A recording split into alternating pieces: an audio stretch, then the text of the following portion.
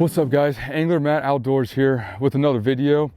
Now in this video, I wanted to go over the basics of how to cast with a baitcaster. And I had a previous video that I'll link down below just talking about just the basics of how to use the baitcaster, but I wanted to get more specific with how to cast with this thing because I've seen a lot of videos online about this, and it seems like it's missing a couple of things in my opinion that makes it kind of easier for a beginner to learn how to use this thing.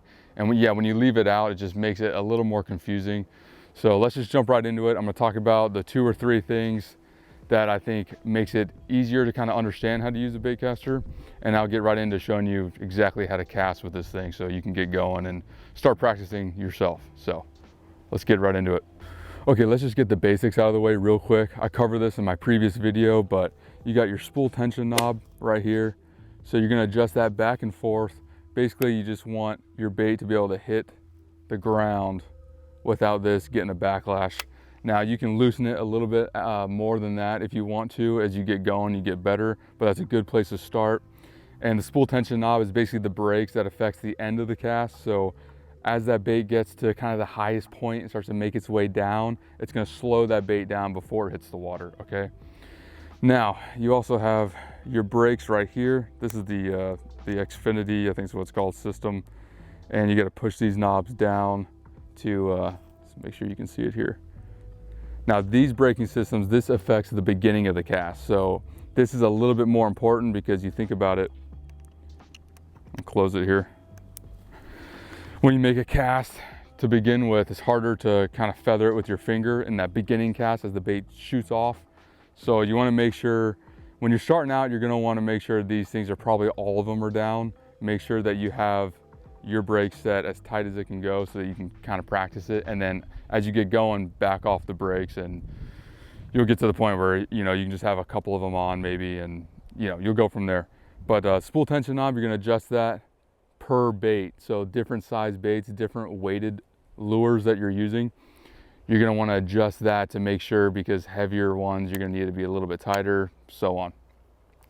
So now that we got that out of the way, let's talk about the couple of things that I think is real important to remember when you're starting out casting with these baitcasters. And then we'll go on to show you exactly how to cast with them.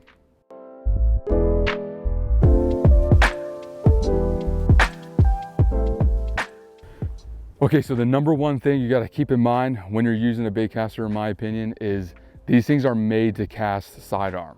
Okay, so basically you want the bait to shoot off the rod the same side as your handles here. So whether it's a sidearm cast, you're gonna cast like that, or overhead, you're gonna be casting with the handles facing the same way the bait is moving, okay? Now, that's number one. Number two is you wanna make a smooth arc with your cast. It's not like a spinning rod where you're gonna be snapping it back and forth. You don't want the line to go slack and then snap straight all of a sudden, okay? You want it to be a smooth kind of, even when you're going overhead, you can even make like a small kind of arc, like a small kind of circle or oval, okay, like that. You can go straight back too, but you wanna be smooth with it and allow that bait to catch up and then shoot out. Or sidearm cast, you're making an arc to keep it all connected, keep that line tight the whole way until that bait shoots off, okay? So those are the 2 things that I think are really important for you to remember. And then another thing is you're gonna be feathering it with your thumb the whole way, okay? So get your brakes set up. If you're a beginner, again, make sure they're tight, make sure your main brakes are gonna be nice and tight. Spool tension knob, let that bait hit the ground, no backlash. But you're gonna feather it with your thumb the whole way just to make sure that that spool is slowing down, especially once it gets that arc and it's going down before it hits the water. You're gonna be feathering it like this. Here, I'll show you it real quick. I'll show you on a sidearm cast, which is probably the easiest one to start with. So make that arc, that smooth arc, feathering it the whole way, feathered it the whole way. Now look at that. See that spool? Perfect.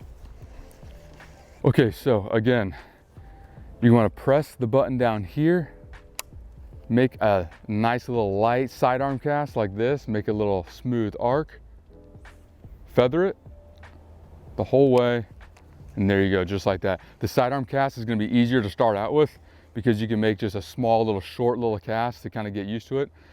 You want to get used to that before you try to do some big bomb cast, you know, overhead, or even a strong cast sidearm. So kind of work your way up to it. But those are kind of the main things I want to talk about. But feather it with your thumb the whole way, and make sure you just remember this thing is made to cast sidearm. This thing is made to cast with a smooth arc, okay? So yeah, that's it right there, guys. And other than that, you just got to go out and start practicing it yourself. But yeah, hope that helps, and I hope you got something out of this video. So till next time, I will see y'all later.